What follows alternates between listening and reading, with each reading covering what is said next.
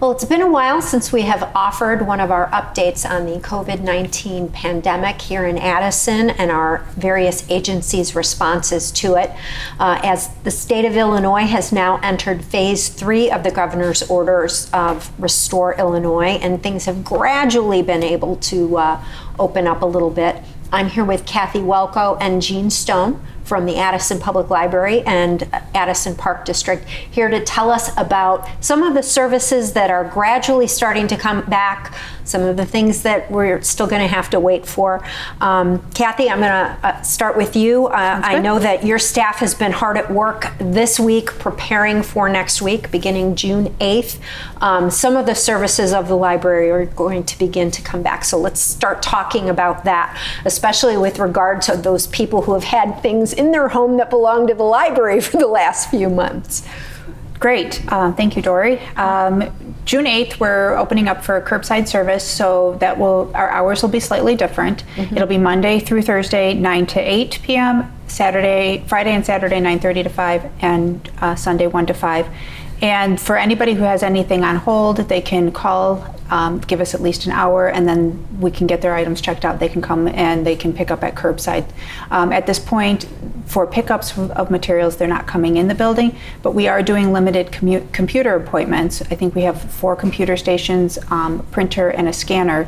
So if people need to get documentation done, mm-hmm. such as, applying for a job, applying for unemployment, completing the census, they can do that at the library, but they do need to schedule an appointment for that as well. Oh, okay. And what safety measures are being instituted for that? Because I know people are still nervous. Well, we have everybody wait outside until their appointment, and then they will call or text, depending on what their capabilities are, about 5 minutes before their appointment, and a staff member will come and escort them into the building, maintaining proper social distancing.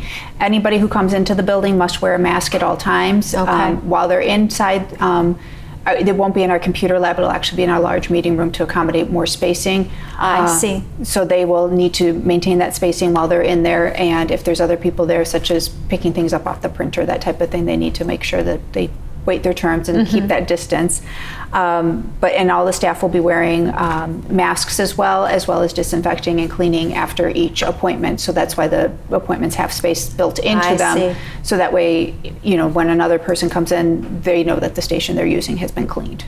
How are you handling the return of materials? Because this is an unusual thing where, you're giving people things that they take into their home for a period of time and it comes back. How are those materials being cleaned or quarantined? They are being quarantined for 7 days. We ask that people return them through our drive up, so that way they aren't actually returned to a staff member. They just go in the drive up, they go into a bin. They will be checked in and then quarantined for 7 days. That has been done through various research of government agencies as well as health departments to determine the best practices for that.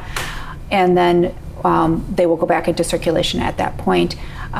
In addition to that, if people have large items that don't fit in our drive-up returns, they can pull up to one of our parking spots the same way they would for the pickup, mm-hmm. and call a staff member, and they will come out, and there'll be a place that they can put them where they don't, staff doesn't have to touch them. And so then there's a period of time before the next person can check that out? Yes, 7 days before the next person can check that out. Okay, and what about people who just feel nervous about leaving the house at all? I know you're helping them out as well. We are offering contactless home delivery for anybody who is a resident of Addison or in unincorporated Addison that has an Addison Public Library card. That will start the week of June 15th, and it'll be the same way as the curbside in that they will call and schedule a time for a delivery to be made. We've worked very hard to kind of try to split up the town to make it equitable, to make sure that we can cover as many people as possible. And we will bring the materials in a bag, leave it at the front door, and then we will call or text the person, let them know that their items are at their door so they can come out and get them. We will not deliver if there are people outside the home, because we want to make sure that for their safety as Sure. well as staff safety, that we maintain that social distancing. So we will ask that people stay in their homes and wait. I know that's going to be hard because some people are very excited. Yes, exactly.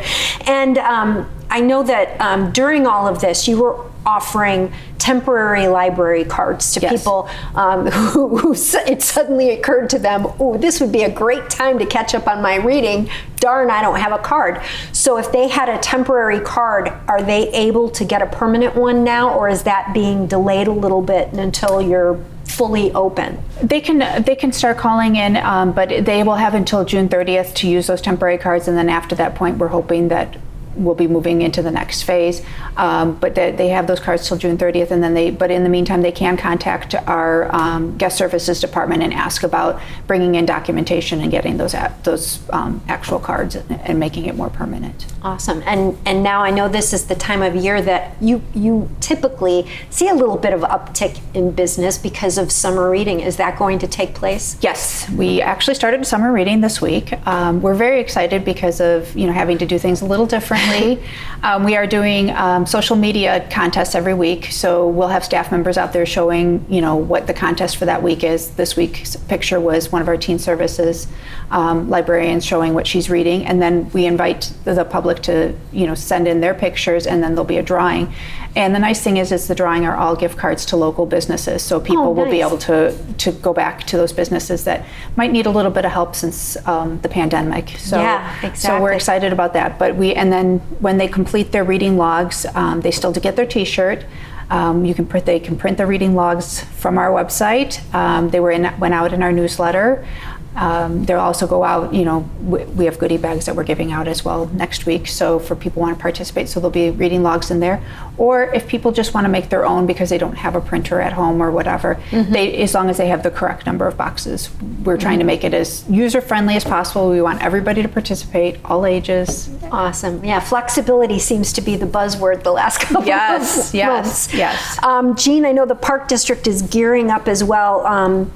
Even before last Friday when Phase 3 began, everyone was happy that Links and Tees had started to open up. But what does Phase 3 add for the Park District? Let's start with the golf course area.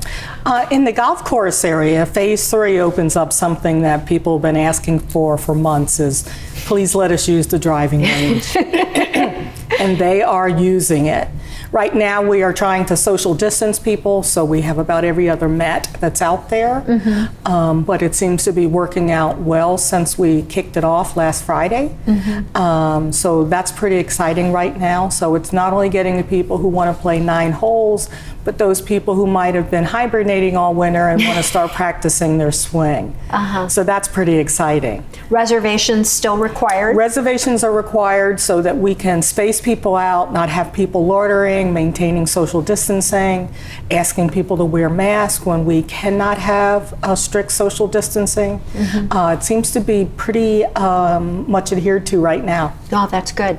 And I know the other thing that people were anxious to hear about were your summer programs for kids. So what's happening with that? In fact, we're going to kick off an open registration June 8th, which is this coming Monday, with a digital version of our brochure of what programs we can offer right now under the guidelines of Phase 3. Summer camp is going to be a big one. We have been getting calls from parents who are really interested in what we might be able to do. So we're going to have all kinds of activities going on at the community center at the park as well. We're going to have lots of the camp activity outside. That's great. Kids are going to be required to wear a mask when we cannot social distance, but most of them have already gotten acquainted with wearing masks because of what's been going on in the last couple of weeks. So we don't see that as a really big problem. Our counselors are gearing up for interesting hikes in the park, virtual games, planting of the children's victory garden, and all kinds of fun things that we can have for the kids. An important thing we're going to do is we're going to minimize the group sizes so that it's no more than 10. I believe we're going to cut off our first campgrounds at about the max of 50 kids. Okay. So that will give us lots of areas for safety and sanitation and adhering to all the guidelines that are laid out in Phase 3. Okay. Additionally, in Phase 3, we have a variety of associations in the town who are into the sports, the basketball, the football, the soccer, and all these. So we're opening that up for some of the summer activities, especially soccer and baseball, where kids are still going to be working on drills and techniques. We're not going to have games because that's not allowed in phase 3, but we're going to have a lot of children doing a lot of fun things that are going to help them get their skill sets up and rolling again. Awesome.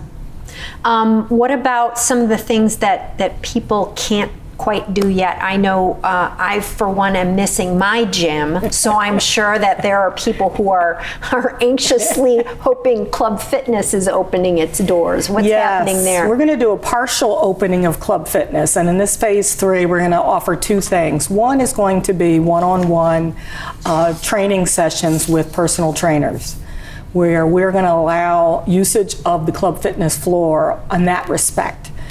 Anytime the trainer and you want to have a session, whether it's 7 o'clock at night, 7 o'clock in the morning, you're going to have access to do that.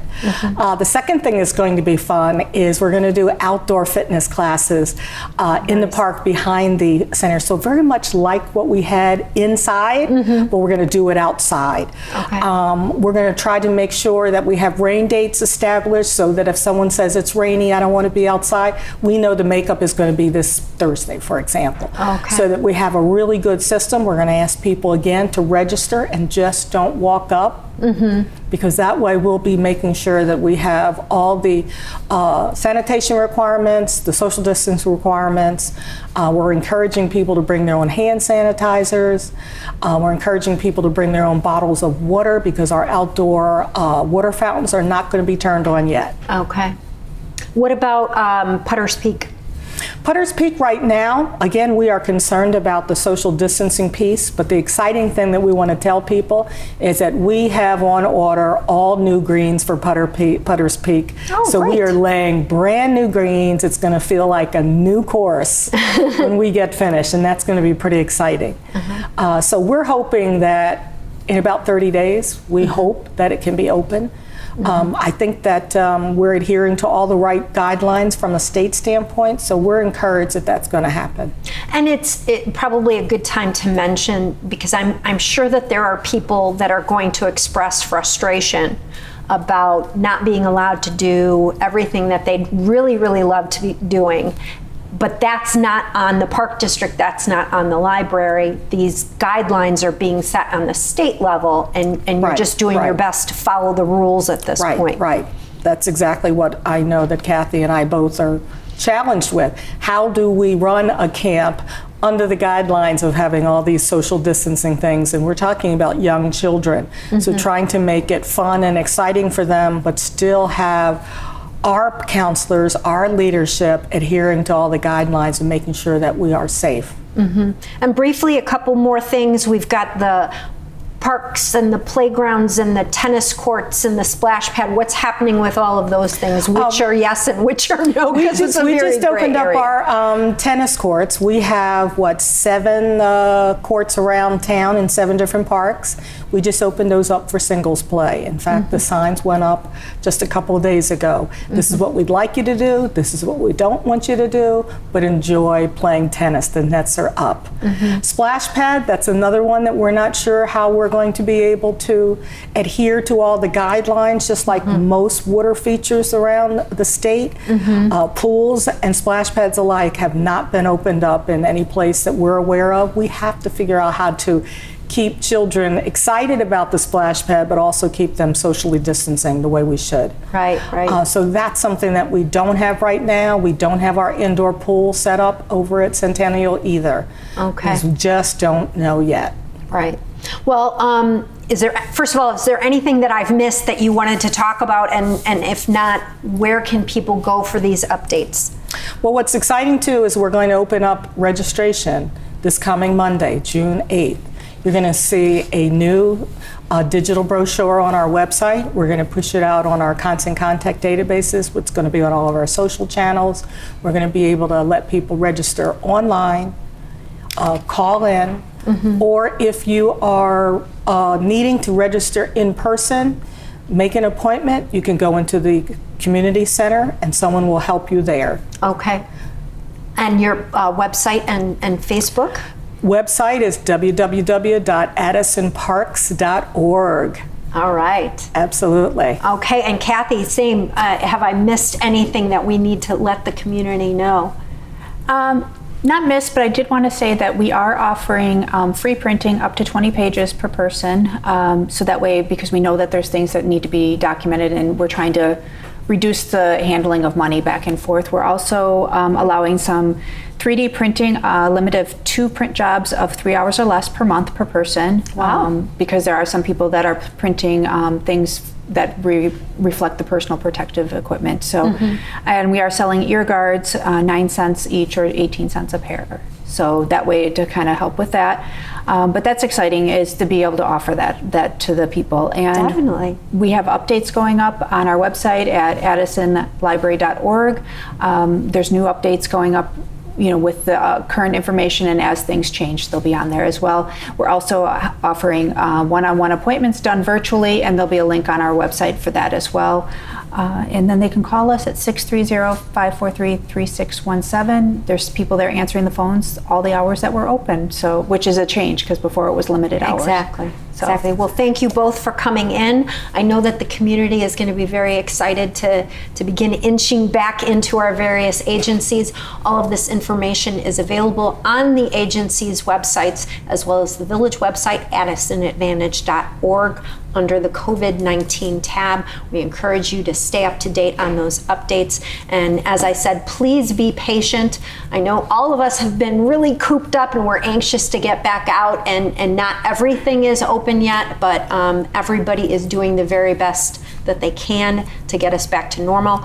We will provide more updates as the state begins to get into phase 4, etc. So thank you very much for being with us, ladies. Thanks for being here. Thank you very much for having us. You always make this so easy. I know, right? So easy.